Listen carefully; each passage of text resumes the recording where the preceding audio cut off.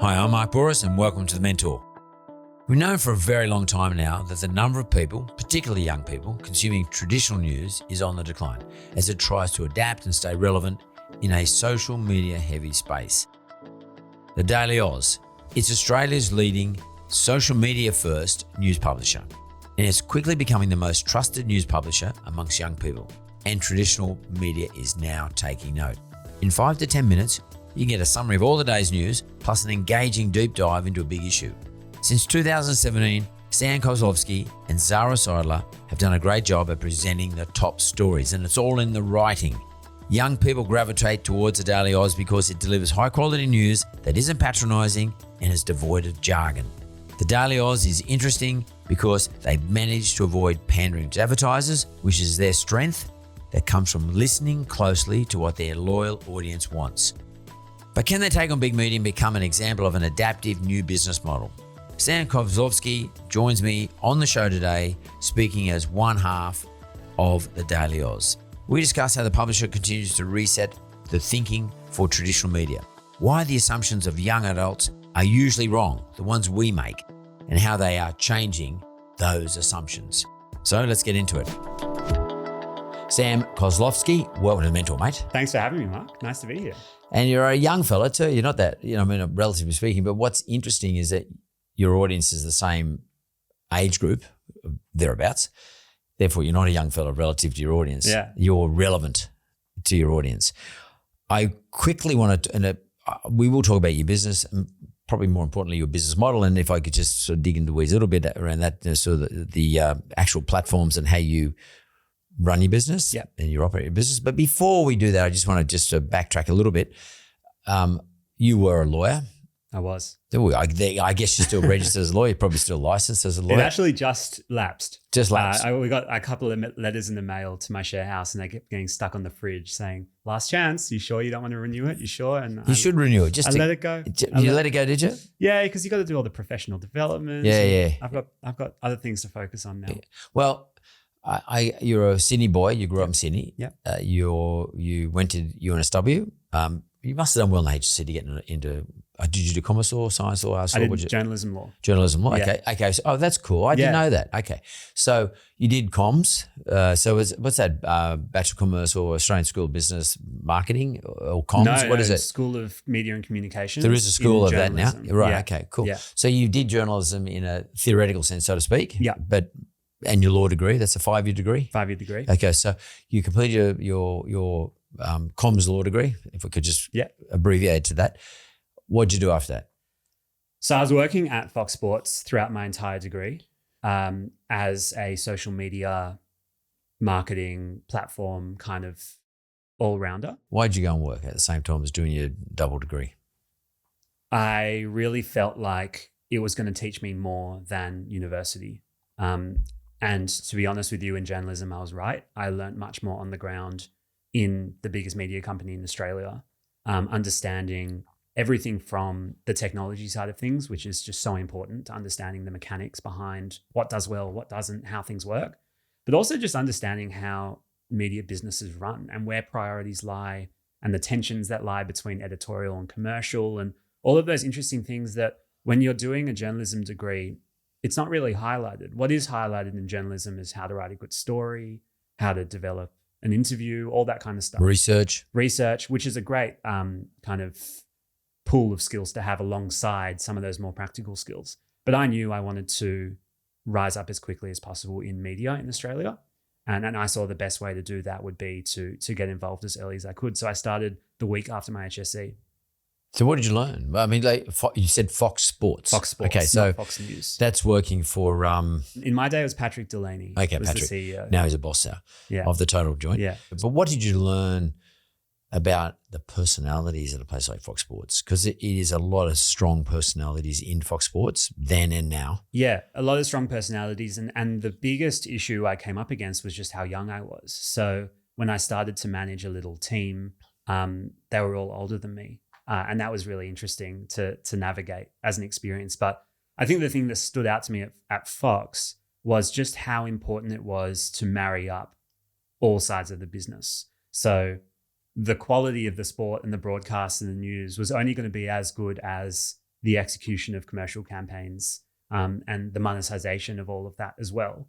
And no one was really allowed to be siloed. You had to have an understanding of the editorial. You had to have an understanding. If you walked into a meeting and said, I want to work for this car company on a campaign at halftime, you had to understand the dynamics of what viewers wanted at halftime in that particular sport. You couldn't afford to just be blind. And the same with editorial. Editorial couldn't afford to have no clue about what the obligations were to our partners. Partners being commercial partners. Commercial partners. In other words, people sponsor your exactly, show. Exactly. So that was the side of the business I was on. I wasn't really as much thinking about the viewers as I was thinking about how we're going to kind of integrate money and monetization strategies. So, whether it be something like one of the projects I worked on was embedding tweets onto the live broadcast.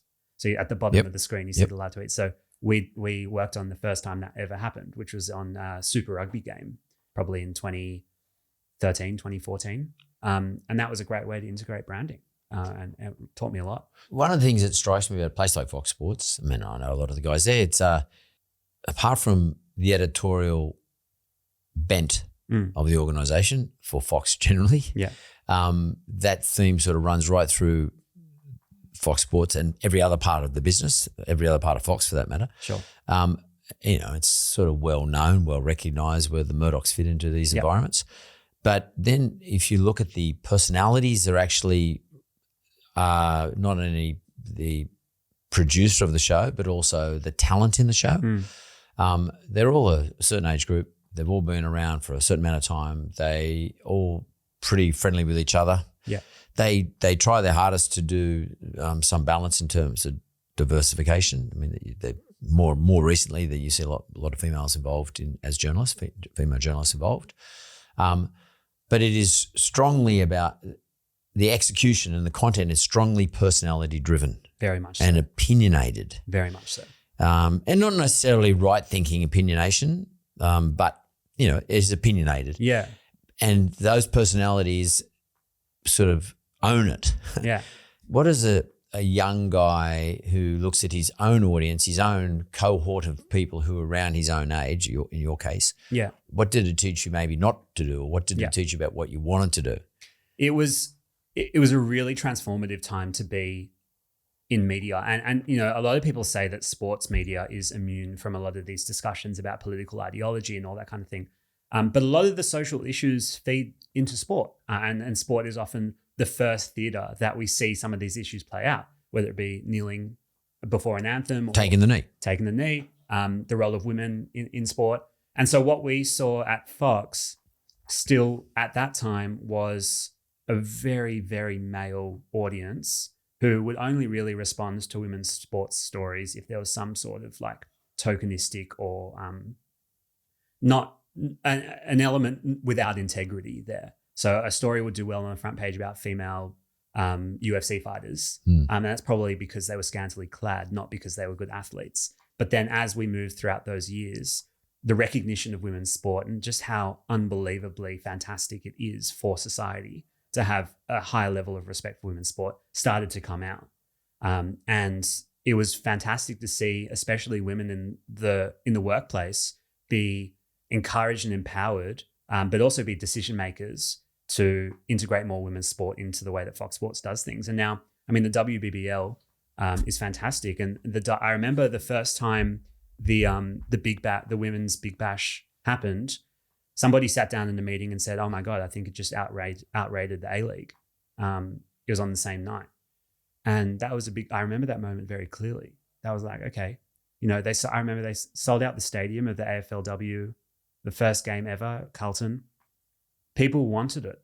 This was all in about 2016, 17. And look where we are now. I mean, the Matildas have played 2 games in the last month in Sydney in front of huge crowds. We have a massive appetite for women's sport at the Olympics, especially. We've seen some of our bigger stories at the Daily Aus this year be, women winning gold medals in Tokyo. That's because they won most of them. And they did win most of them because they're bloody good. Especially in the swimming. Yeah. I watch Fox Sports. Yeah.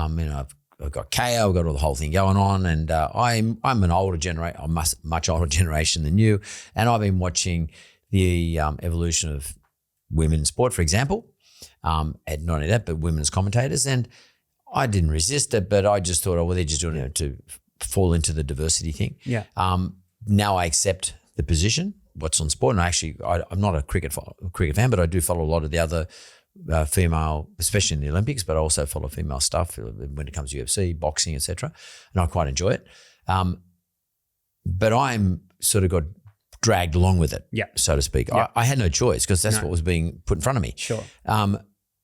But your generation is more leading it. Very different. So for us, it's not. What is that? It's not women's sport, right? Yeah, that's my whole point. It's just sport. Yeah. And the news, the way that news was done, not just at Fox Sports, but across all media, as I was in kind of those years where I was thinking about what I wanted to do, it wasn't keeping up with what young people wanted. And when it was treating young people as, hooligans that we should swear at. So a headline for young people didn't have to be, I didn't think it should be, so-and-so is an effing idiot, talking about a prime minister. Young people actually want good news. They actually want good sports news. They don't want... What does that mean? Quality, or what are you talking about? Quality. Yeah. So think about, think about a youth media publication as serious as an older person's publication, except for young people. It doesn't need the swearing, the fancy colors, the graffiti, the kind of paraphernalia around the story. But what we often find with youth media is that it's hyper opinionated. So it's angry. It's, has kind of no regard for any other age group, kind of puts them first and says, we're all that matters.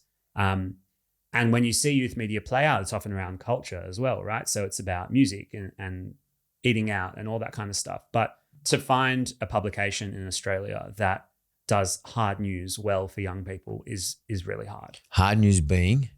Politics, climate, economics. I mean, if you found another youth publication in Australia that would actually take the time to explain why houses are so hard to buy for first home owners, I'll give you $1,000 because...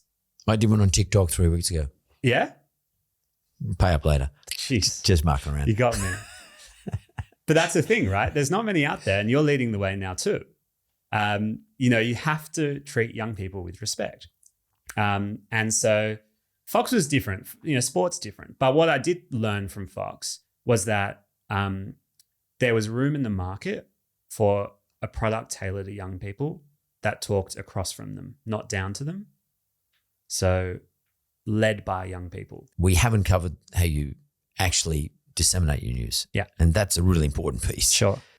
So the main platform that we talk to people on is Instagram. We also have an email newsletter and a podcast, and that appeals to different people and different consumer habits. But the main hero is the Instagram channel. And the whole idea is that we know young people spend time on Instagram. They're spending, a couple of hours a day on the platform. And so we want you to be able to look at a picture of your friend having a coffee, a picture of your favorite workout, and then an article. And then a picture of something else, and then this and that, and then another article. So we do a story bulletin in the morning, but the main stories are posted on the grid. Is it by appointment? Do I know that it's always going to be a first story is going to come by 8 a.m.? We're pretty consistent, but we don't have a strict kind of, it's as the news happens. And then what you do is the news happens. Yeah. Right. It's the swipe through. So we have a carousel of up to 10 tiles. Yep. The front tile is there, and then you swipe through and read the article. Right. And then you're invited, most posts you're invited to either privately message us or comment if you've got further questions. And we're super reactive. That's part of our model as well. So if you say, I didn't understand this bit, your news company will actually reply to you and help you understand it. Okay. How do you chunk it out? Depends on the story. The longest we'll go is 10 slides, which is probably about 500 words. Yep. But we will only go that long if we really think that that's needed. And we'd prefer to even break it up over 2 posts. Sometimes it only needs... This was the announcement on the latest travel restrictions to South Australia. This is what's changed, and this is where you can find out some more information. We don't need to, keep going on and on about that. Yeah, and you don't need to politicize it and put opinion in it either. There's no opinions. No opinions. There's a skill in all that. Yeah. Well, Zara and I wrote every single article that was ever existing on the Daily Aus until about April, May this year. Right. So we've had, 4 years under our belt of every single day, Christmas, New Year's Day. When I was overseas on holidays, when I had a really tough day at work, we'd just write every single day. And so we have developed a really strong tone that is, I describe it as casual. It's a casual tone. It's friendly. and it is approachable, Not highbrow. not highbrow, but also no swearing and no lack of integrity in the writing. And that's hard to do, not highbrow, but also not say somebody's a fuckwit. Yeah. Because as soon as you say that becomes an opinion. Exactly. And because, swearing is very opinionated. Very. It's usually around opinions. It's emotive. You've worked very hard on language. Very hard. It's not because you object to swearing, I guess. It's about taking the emotion out. Exactly. So we'll write a headline that could say something like, wait, what's this all about? So we'll actually capture the internal voice of our readers in their heads and try and recognize what are the bits in that story that they're going to get tripped up on. And then we'll take the time to express their perspective, because that validates it. Like, shit, if the Daily Aus is thinking that we need to explain what interest rates are, then I'm suddenly not feeling too bad about needing to myself. And we'll take the time to do it. And we do things like we'll put a slide in the middle of a particularly intense story saying, take a break from this piece. That's clever. Because we know that the news is bloody miserable sometimes. And it gives you brain damage. Yeah. Okay, I actually can give you, and burns you. We saw some serious news fatigue in COVID, especially. Yeah. We were counting deaths. It was really hard going. So, when we put up a post saying, we're about to enter the weekend, this might be a good weekend to disconnect from the news. That was revolutionary for a news company to be saying, turn off the news. No one has really seen that in Australia before. What do you mean by talking down to them? Is it because the current media speak to what they consider to be their audience, and they don't consider people in the 20s and early 30s to be their audience? Do you think that's part of it? Right, yeah. And it's because we don't spend money on news. You don't subscribe? No. So in terms of, if we take a Fairfax 9 or a News Limited, we're not actually very valuable customers. We don't have a strong kind of annual money output for them. We might respond well to advertising, and that's a way that they know that young people will respond well to their content and they can monetize young people. But then what you get is something interesting as well, which is that you get youth media that is heavily driven by native content. So, you get a story about this is the best restaurant in Melbourne, and the restaurant has actually paid some money to be there. That goes to a bigger issue again of trust. So how on earth are we expecting young people to trust the following article, which is about why AstraZeneca is naturally a terrible vaccine, when you've just given them an article that's sponsored? And so because young people don't subscribe to news, they don't pay for subscriptions, the only route for traditional media is advertising. But then you get a situation where native content, non-native content is all muddled. And that, the trust in news is at a record low for young people in Australia. Because you're talking about the business model that the traditional medias use to disseminate news to, let's call it people in your cohort, is not trusted, because the business model works on a basis that can't allow you to trust it, because it's sponsored. It looks like it's always sponsored material. Which is fine if you're transparent about it. Yeah. So it's fine if you have a big disclaimer saying this piece of content is brought to you by The Mentor. Yep. And we really support them because they're a fantastic platform for business entrepreneurs to talk about their experiences. That is an example of honest, transparent sponsorship. Where it's not is when I decide to write a piece as a journalist saying, these are the 5 podcasts that have changed my life, and you're number 1, but in fact you've paid for my employer. In other words, or another way, I've recently experienced this in various things, whereby there's an awards night, right? And you get nominated, but somehow the one that wins is the one that actually subscribed to the magazine or the industry subscription, the most, or one of the most votes to win the bloody award, and all of a sudden you're pitched up. But equally, people who know that, they put no credibility in it whatsoever. So credibility is something you learnt in your journalistic young years, working for the Fox Sports and just being exposed to that sort of stuff. Yeah. What did you learn in the law firm? You worked for one of the big law firms, one of the super law firms in Australia. You worked for a couple of years there. What did you learn from that? The first thing I learned was that it wasn't for me. Yeah, that's important. That, I'm a high intensity, hyperactive, big thinker, and doing the specific details on the documents. You're in the weeds all the time. As a young lawyer. Yeah, for sure. Until you become a partner you can't sort of do a helicopter thing. No. As a young fella, you're out there working a million hours a week. It's really hard work. It's really, really hard work. Incredibly intellectually stimulating work, but really hard yakka. Yeah. And so I worked out pretty early. It just wasn't a good fit for my skill set and my personality. But I really wanted to see it through. So I gave myself kind of a deadline of I'm going to stay for at least 2 years to give this a proper crack.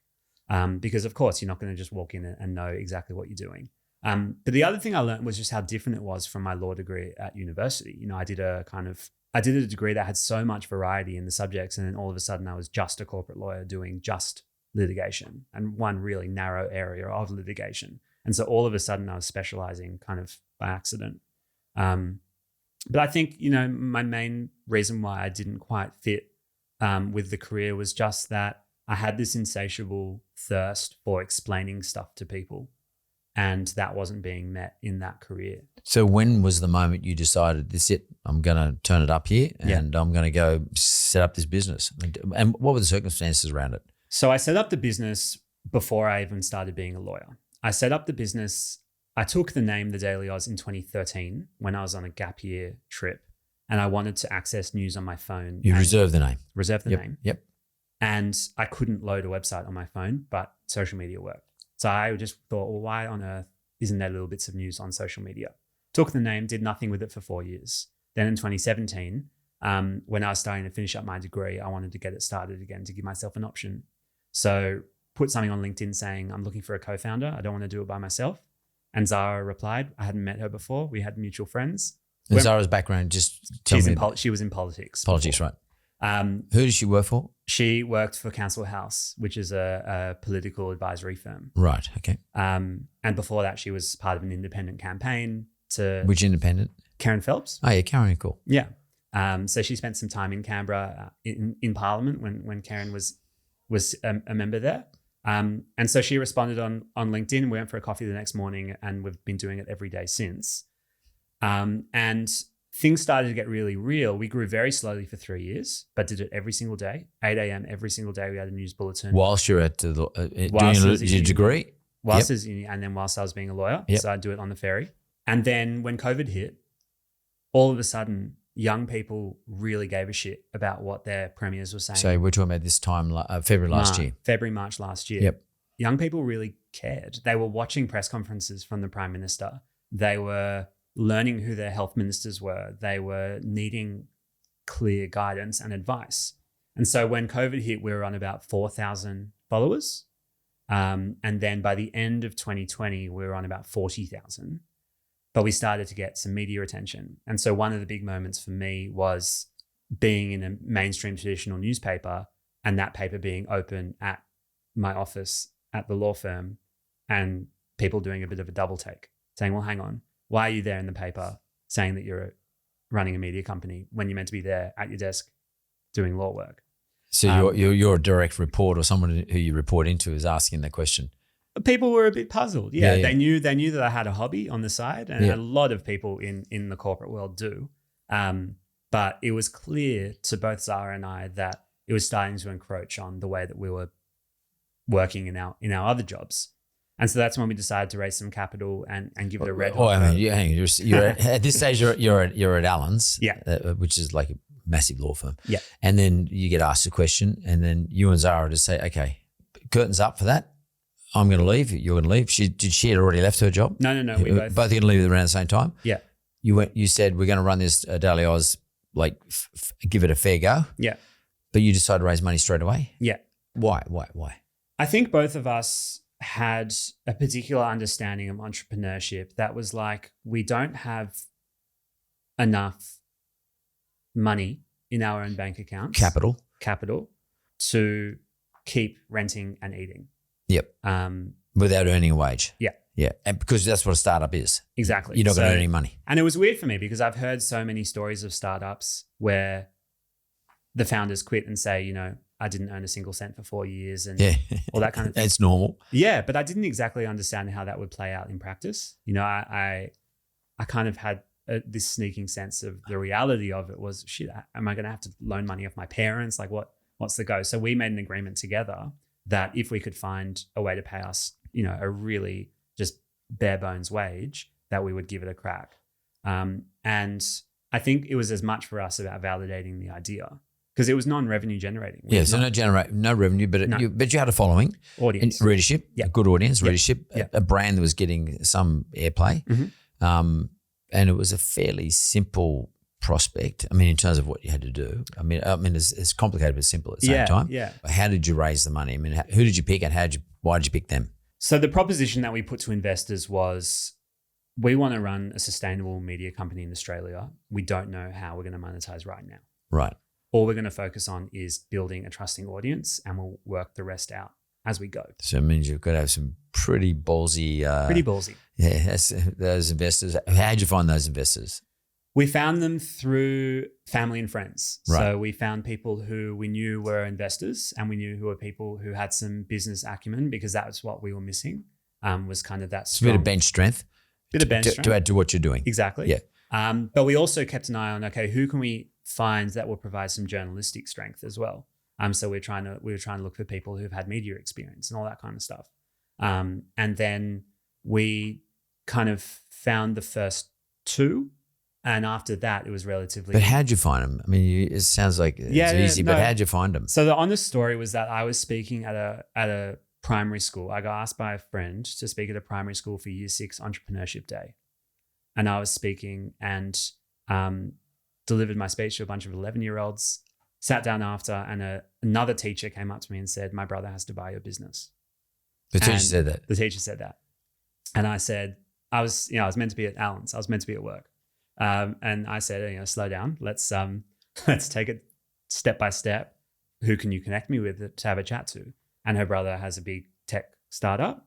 And so I went for a coffee with him, and he said, "Yeah, I think there's something there." A tech startup being what? I mean, that can cover a lot of sins, but what do you talk about? What do you mean by tech startup? Startup's probably not the right word to use. So he runs a buy now, pay later company. Right. Okay. I think I know who it is. Yeah. Yeah. Maybe not. There's two. There's two big kahunas. And so after we got him on board, it was very much just. Was it Anthony? No, it was Larry Diamond. Okay. Yeah. Okay. Zip. I know the other one. Yeah. I'm an investor in Zip. So right. Yeah. And Larry's just been so amazing in his support for young media entrepreneurs. He's now backed a few of us in the media space, and it's been really fantastic working with him. But I think when you have the strength of somebody like Larry on board, the proposition to other investors is a little softer. I mean, somebody's taken the lead. You've got a great anchor. I mean, like, because everyone, the nature of investing today is, I do it myself all the time.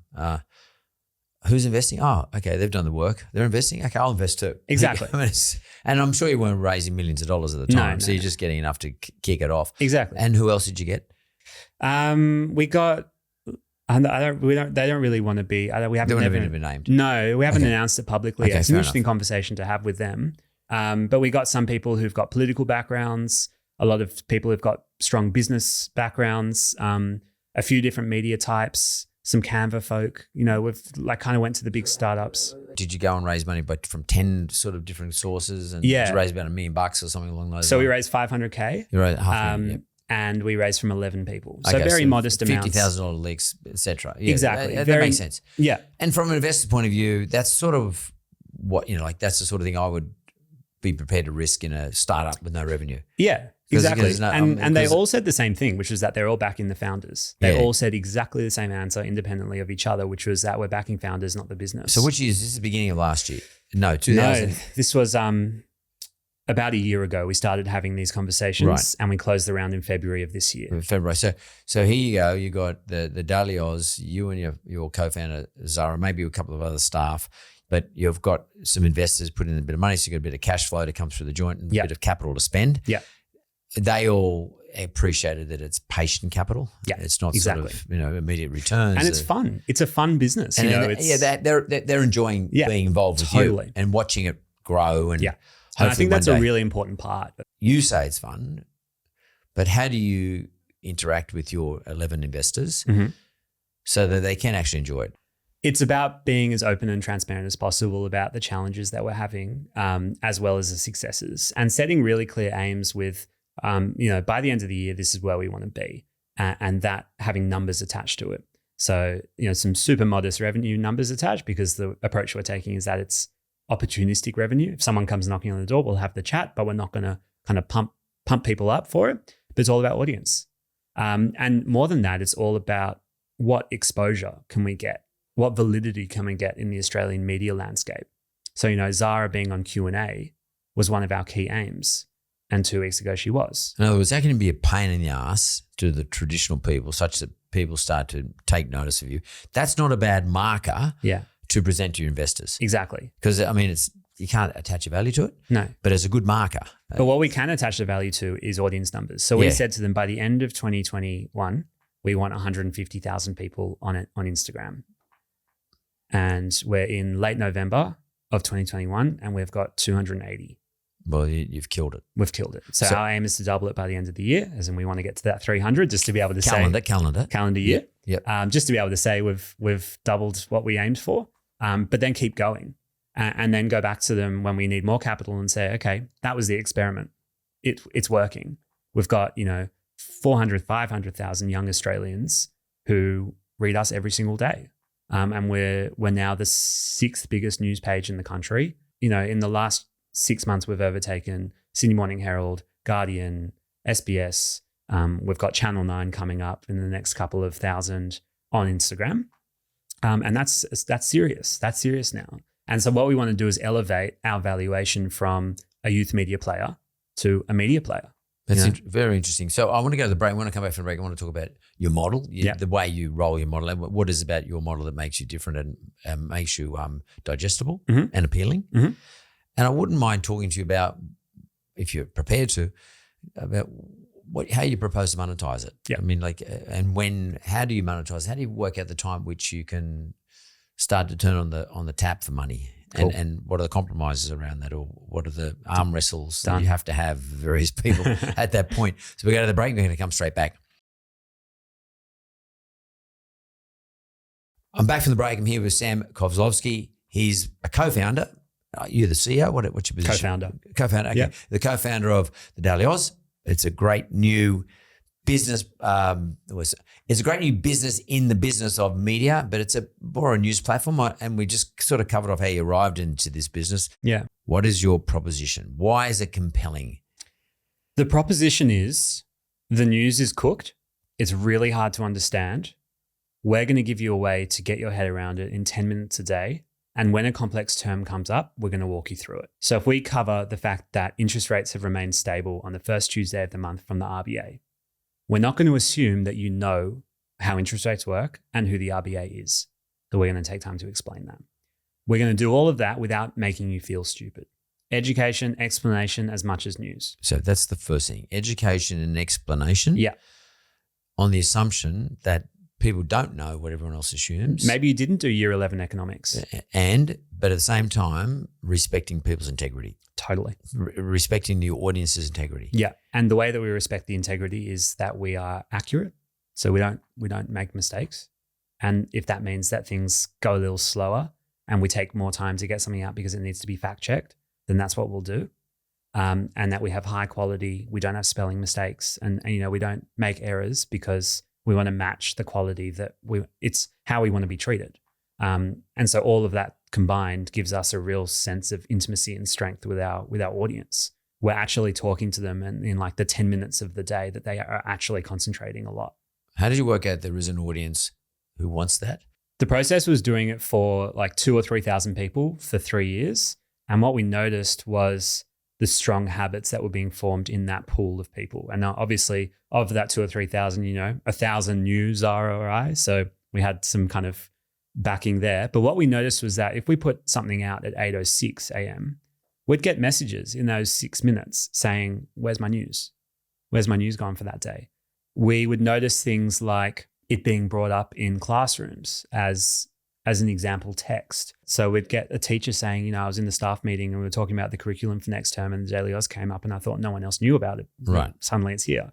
And we just started noticing, more journalists following the page and a kind of the organic momentum. We didn't spend any money on it, but it was that habit building that was the most important. We had, sky high engagements. People really cared. The audience would message us and say, hey, I'm not quite understanding the latest developments in Afghanistan. Do you mind explaining it for me? And we would reply. So we had that kind of two-way conversation with the reader, very different to a letter to the editor. Totally. Yeah. So there were like some Which really, they don't read. yeah, there were some really strong early signs there that we had something good. And then the question was just scale. Can you define what your audience is? We can. So 80% of the 280,000 are under 30. And then it kind of bell curves around that. 80% of the readers are actually female, which is fascinating because we've never had any sort of angle towards a female readership. It's just been totally organic. You know, the paid campaigns are kept to a minimum. It's just how it grows. And I've got a few theories as to why there's such a strong female. Can you share? Yeah, of course. So I think, and this is totally anecdotal as well. Yep. So it's not based on some sort of analytics, but it doesn't matter. But what we notice is that most of our growth comes from private sharing of stories. So not even stories on someone's public page that's being reshared, but somebody sending it to 3 of their friends. And I think that female readers are more generous with their knowledge. So they'll read something really good and go, that was a fantastic piece. I'm going to send that to my friend group. Male readers, at least in my experience, read something and go, oh, that was good, and keep going. We're not as willing to share, especially around intellectual stuff. So purely connecting the dots between the fastest way we've grown is the private shares, and we've grown with female readers. That's my kind of connecting there. The other thing is influencers. We're really big in the influencer space. You mean micros or micro-influencers? Micros and macros. Okay.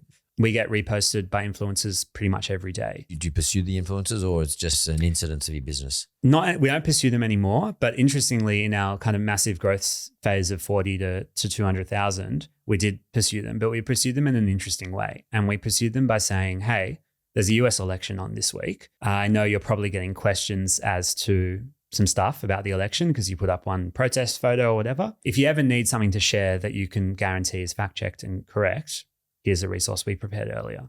Right. And because these people shouldn't have to comment on politics or they just got a platform. Yeah. And so if we can give them something to share, that can be actually really beneficial to them. You give them some content to share. Just our posts. Right. But the assumption is that it fits within their own philosophical position anyway. Yeah. Well, we have a very, we try our very best to be as center and as apolitical and aphilosophical as possible. So when they're just looking for something to explain to their audience as to how the US election works, then that can be something really helpful they share. So we've had lots of sharing around elections. We've had lots of sharings around, vaccines, COVID, all that kind of stuff, because people are looking for trust. You just raised something really interesting for me anyway, given your audience. Yeah.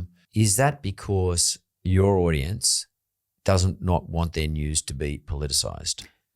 It's because we're missing a step as society. So before we start trying to convince people of who to vote for, we need to convince them of why voting is important.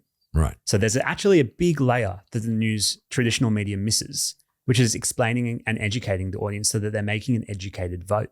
And that's what we identified as like, okay, it's not actually our jobs to convince people of what to think. It's our jobs to make sure that they understand the issue. Which is traditional media. Which is how the ABC was 30, 40 years ago. It was traditional media. And yes. The BBC was like that 30, 40 years ago. Yeah. But it's hard to sell that. So, and we know that, it's hard to sell a piece that says why voting is important. It's much easier to sell a piece of saying why you should vote for this person. It grabs, it uses a used to hyper opinionated, strong perspectives. Yeah, but we just keep reading about this and or watching or tuning into the place that talks to our own politics. So cool. Totally. And that's echo chambers, right? So it's nothing happens really. I'm no further advanced than I was already before. Yeah. Because they don't explain anything to me, but at the same time I'm just hearing it's just an echo of what's going on in my own mind.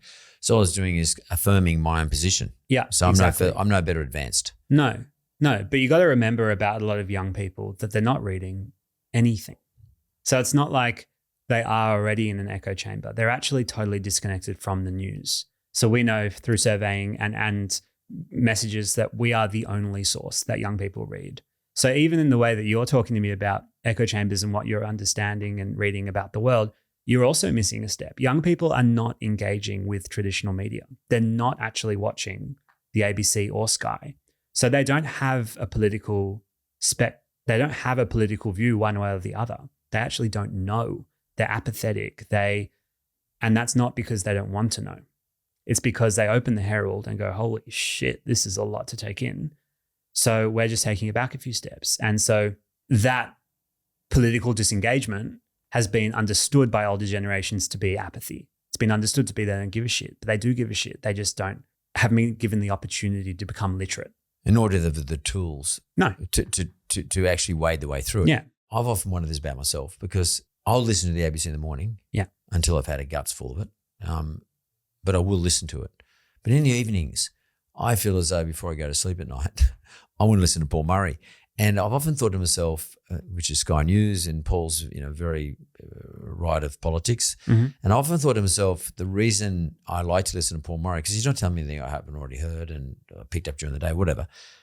It's sort of like a comfort zone for me because I can leave my day, put a full stop in my day with someone who balances my day out from all the ABC style stuff I've been listening to and all the Fairfax stuff I might have been watching.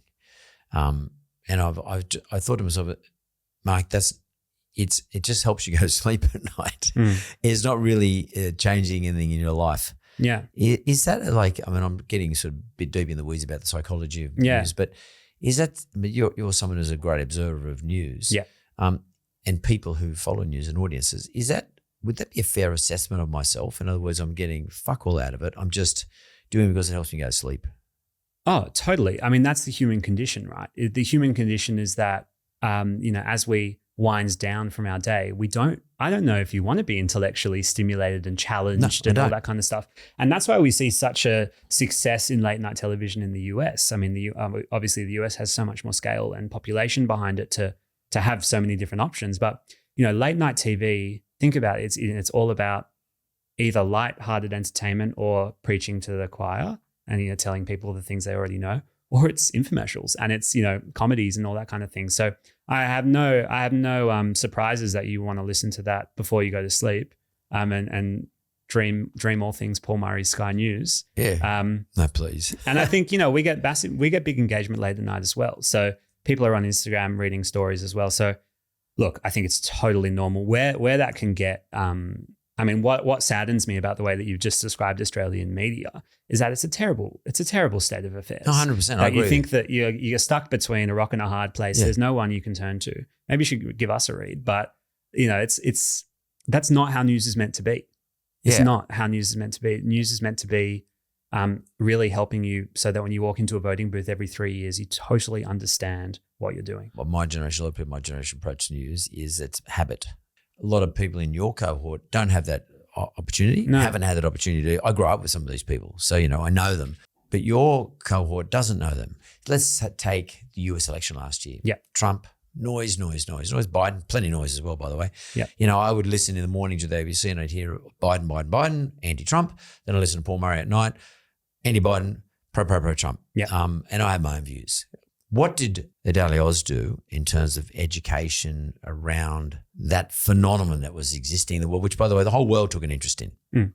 Oh, it was some of our highest engaged content since we began the Daily Aus was the US election. It was just massive. The numbers associated with the readership of those stories was pretty mind-boggling. We'd be lucky to attract that for the Australian election, which says something, and that's perhaps a different conversation. Our main role in the US election was helping people understand the unbelievably complex electoral college and presidential voting system, and then trying to pick apart some of the key issues that were being fought. The election, what are the issues that the candidates would die on the Hill on? And things like race. We'd just come off the back of Black Lives Matter. And so we really tried to break down, and it wasn't, I don't want anyone to think that it was just an agenda of one particular candidate. We broke down both candidates' political histories, and neither of them have very strong racial histories in politics, especially. So some of Trump's behavior obviously speaks for itself, but Biden also had some voting, in the 80s and 90s that was not favorable to African-American communities as well. But our key job there was helping everyone keep on top of how is this system playing out? Why does Trump keep talking about Maryland? Why do particular counties matter? Who cares about Florida? Well, actually, it's worth a lot of electoral college votes, and here's why that matters. And even though we don't vote for our prime minister in Australia, this is why they vote for their president. and all that kind of thing. And so all of a sudden you had people messaging us who had never engaged with politics before saying, can you give me an update on the voting count in this particular county in Georgia? I was like, how cool is this? We have a 22-year-old Australian university student caring about US politics in a way that I don't think they really appreciated they could have cared. And that was really rewarding. And then we built that understanding so that when there was all the dramas after the election about the validity of the vote and all that kind of thing that, of course, culminated in January 6th, our audience could understand what was happening. You're talking about the riot. The riot in January. Yeah. Yep. Our audience could understand exactly what was happening throughout that entire process, which, and there's still inquiries, there's still everything going on. So it was a really valuable exercise. So 2021 was an extraordinary year. I mean, for you guys, for everybody, by the way, it was like a bit of a gift in some respects. You had the Facebook deal in February. Yeah. In March, JobKeeper, wage issues. The first person in April died from the AstraZeneca vaccine. June, lockdowns. August, the submarine business. More lockdowns. And more lockdowns in October and November. So, you guys had a magic gift for your style of news in terms of educating everybody, your cohort. Definitely. 2022 is going to present to us some really interesting stuff economically, but also politically. So we've got an election coming up. Where do you think Daily Aus is going to go in terms of the 2022 election, which is going to be a bit of a phenomenal election, and we're going to get hit up hard in ways we've never been used to before. Yeah. We've got a few jobs this election, and we're well into the swing of it. So we just released a podcast series called Young, Dumb and Informed. The 4 big issues that we think young people are going to give a shit about for the election, we're going to break them down by speaking to one member of the government, one member of the opposition, and an individual at the centre. On every issue? On every issue. Great. So we've done an episode on climate. We spoke to Matt Canavan from the Nationals, Adam Batt from the Greens, and a farmer.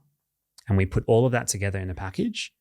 Then we did a mental health one. We spoke to the Assistant Minister of the Prime Minister for Suicide Prevention and Mental Health. Yep, I know David Coleman, who was here last week. Right. And then we spoke to Emma McBride, who's the Opposition Minister for Mental Health, and a young person who's struggling to book in with a psych. The episode being released tomorrow is about housing affordability. So we spoke to Jason Falinsky, we spoke to Jason Clare, and we spoke to a young person looking to buy a home. So our work's already begun for the election. We are all about helping you understand, A, where the parties are separate, and B, where they're actually the same. And that's equally as important, I think, for us as Australians to understand. As we get closer to the election, we're going to be sending people out into the hot seats. There's going to be some particularly heavy battles. Contested seats is what you mean by that? Yep. Yeah. There's going to be some particularly heavy battles in some of those inner city seats where Climate 200 and those guys have poured money into independents, and the independents are really going to shake stuff up. You're talking about like Plebiscite seat here in Sydney. Is that what you're talking about? Yeah. So, for example, Wentworth. I mean, think of the Wentworth. Wentworth. Okay. Yeah. So the independent candidate's just been announced. It's going to be a fascinating contest, and it's going to be about climate, really. And then we want to try and host the first leaders debate on social media. So we want it to be on Instagram. We want to have the Prime Minister and the opposition talking for a debate to young people. It's something that traditionally goes to Triple J. Triple J normally position themselves for that kind of thing. But we're working really hard to make sure that we're the ones that can get that kind of coverage. And then it'll be about just making sure when you're walking into the ballot box, you know what you're doing. Do you think it's something that needs to be explained? This is not a presidential election, by the way. Yeah. But it sort of is becoming one. Totally. That's a really, really important point. Understanding how our political system works. Why is the ballot paper a meter long? How are the votes counted? How do we know that the vote has integrity? What does preferential voting mean?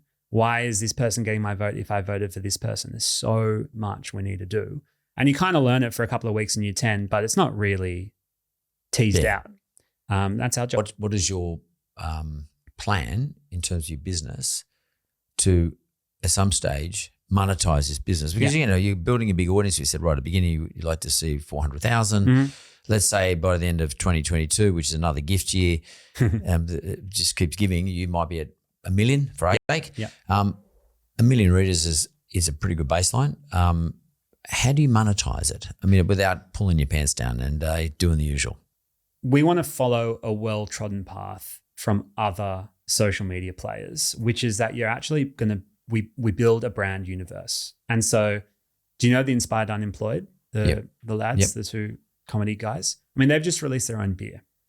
And so you think about that for a second, right? You think, well, they could have gone and done a deal with a big beer producer and flogged that. Yep. But they've actually come out with their own. So for us, it's going to be about experimenting with product and services that young people are already consuming that we think we can sell them and not have to flog somebody else's stuff. So the way we're going to get there is by looking at ways to do sponsorship. So, our podcast is sponsored, our newsletter is sponsored. We have a really strict regime of how we pick our sponsors. And that's how we're going to get to that point, because we know we just can't keep raising capital. But the ultimate goal here is like, okay, young people, let's take an example. Young people are spending a lot of money on laptop chargers. Everyone's at uni, everyone's buying a laptop charger. What if we could make our own laptop chargers? Now, that's not going to be the idea, because I think Apple's got that pretty sewn up. But what can we give them that they already have that they can start directing their revenue towards us? We see vitamins influencers do that, produce their own vitamins. We see the Batuta Advocate guys do that as well. I mean, to get their own beer. Yeah. So we've got people who know their audiences really well, who are then going to market products to that audience. Is that your generation? That's how they view people like Our you? generation is very tribal. It's very much about what community are you part of, and how do you kind of give little social signals to other young people that you're part of that community. And that's something that traditional media hasn't had to think of. Traditional media had the best time. They had real estate and cars. The classifieds. The classifieds. It was killing them. What a dream. But they've lost it all, of course. It was the rivers of gold. Yeah. And so now if you look at traditional media, it's about subscriptions, which can work, but you need the right audience, and it's about advertising. Yeah. I would rather totally fail in this business by 30 than pursue the same tired path as the only options. They're both good options to have. We might do donations. We're not ruling anything out, but if we're not innovating and if we're not trying something different, then what's really the point? At some stage, do you feel as though you'll be seduced into pushing a political agenda? Because it's going to, if you become big and powerful, they're going to come at you. Right. It's about who you ask, right? So if you look at climate, for example, young people have a particular perspective on climate based on science. And so we've been told that we're pro-climate. By that measure, we're already political. We also get a heap of messages that we are right-wing. And that's how we actually know we're doing the right thing, is when both sides are saying that you guys are shit. Of course, we'll get pressure. Of course, we'll get pressure to do all of that, as every media company does. The key for us is just not forgetting about who the audience actually is. Yeah. Because the audience doesn't actually care what we think. They don't really give a shit if we vote left or right. What they care about is that for the 5 or 6 minutes a day that they're using us as a news service, their only news service, they were doing a good job. They're not big news readers. And that's a shift. They're not poring over the Fin on a Saturday morning. Yeah, like my generation did. Yeah. It was compulsory to read the Fin Review every day. It's different. What you're doing, I think, is quite fascinating, but it's actually a very good read on what people need in a certain age group. Have you got anything you want to ask me? Because I've been asking all the questions. You got a question for me? When you look at the future of media, do you see companies like us be able to break the stronghold of the really big traditional players? Well, I can only give reference to what happened to my business when I first took on the banks. The answer to that is yes, as long as you have the right partners, you have the right amount of capital to do it, because what they do is they lean on you with weight. If I could just probably explain to you a bit like two fighters. Let's say you're a really skilled fighter. In your case, you're a really skilled media guy. But you're fighting a guy like Tyson Fury, who's 6'9", 290 pounds, and he's just as skilled as you are, or he could do what you do, but he just has a different way of fighting. But what he does, he leans on you. Every time you do something good, he comes and leans, he puts his weight on you. And over a 12 rounds, you'll be exhausted, at which point he then clobbers you. Now, that is sort of like what an upstart does, an upstart organization, any category does. And the way the big guys, the incumbents deal with you, they lean on you. What they're hoping you do is you'll fail. Your legs will give way on you. They're hoping you'll fail, which is why I'm saying you need plenty of capital. You need plenty of energy. Capital's energy. Yeah. So you need plenty of energy, and you need to keep away from them. You can't play their game. Whatever you do, the biggest mistake you can do is play their game. As soon as you allow Tyson Fury to lean on you and you think you can wrestle him off, and you can stand up grapple, you've got no chance. Yeah. You've got to keep away from him, and you've got to have the legs to do it. And your legs in business when you're an upstart is your capital base and your business partners and all those things that give you energy, and in your case, your audience. Yeah. So yes, I do believe that. What happens though is these big guys, the incumbents, have another strategy. They say, if I can't lean on him and bust his legs, what I'll do eventually is I'll buy him. Yeah. So, and they all seduce you with the big check. Yeah. And it's better to take you away as nuisance value and either absorb you into their own business model. In other words, say we've got now both models. We've got the traditional model, and we've also got a Sam Mazzaro's model, or they buy your model and they bury it. Now, I've experienced both of those. Right. So General Electric bought my model, but they also had my mortgage brand, which is an upstart brand, was taking market share. But then what happened was the CBA and Aussie guys bought from GE and they buried it. Right. Just to take a competitor out. But the checks were so seductive. Yeah. And they know, Kerry Packer used to always say it, everyone's got their price. Yeah. There's a price at which you're going to say, what the hell? And because we all put family and business at the top of the tree, and we have, after that, we have in descending order, we have a whole lot of principles. And you could be an anti-vaxxer or whatever it is, but ultimately your business will always take precedence, because you can't have look after your family or what you love, those you love, unless your business is doing well. Yeah. So they know that psychology. So all your principles about how important the news should be and how it should be fair, etc. Ultimately, you get to a point where I can't do this anymore. It's giving me brain damage, and there's a big check in front of me. It can endure and live for the long term. The question that I would, maybe another way of putting the question is, Mark, will I be the person who does this, or will it be some bigger organization who does it for me after I sell out? Yeah. If I sell out, that will be the question. That'll come down to your own personal view on where you are at that particular time. Yeah. And your investors too, because you've got investors who may want to return. Sure. And that's going to be an interesting thing for me to watch. Like, I'm extraordinarily curious about those situations as they evolve, because what a lot of people say, they say, okay, I will sell out because I can go and do something else. Yeah. And I'm not saying necessarily go and sit in a boat in Fiji or something like that. I'm not talking about that. I'm going to do something else that's just as important to me. And then, because I've already done my job here, I've actually exposed how traditional media works. I've built an audience of people and I've educated them. I've actually helped them tool themselves up to know what's important and how to deal with what's important. Yeah. I've done their job. Yeah. And I don't think there's anything wrong philosophically with taking the check. Yeah. As long as I'm going to do something else that's valuable to someone. Yeah. So that's my answer. Wow. It's a bit of a roundabout, but because I've been through the process a couple of times. I haven't. And it's very challenging. Well, you're too young. We're not too young. You're very young. But I tell you something, what I would say to you, things work a lot faster now than they ever did in my day. When it took, for someone like me, takes 10 years to do it. These times, things happen in much shorter periods. Big organizations, the incumbents react much more quickly. And all of a sudden, when you're making a big impact and taking market share away from them, they have no compunction whatsoever in taking you out or offering a takeout. Yeah. None, zero. Yeah.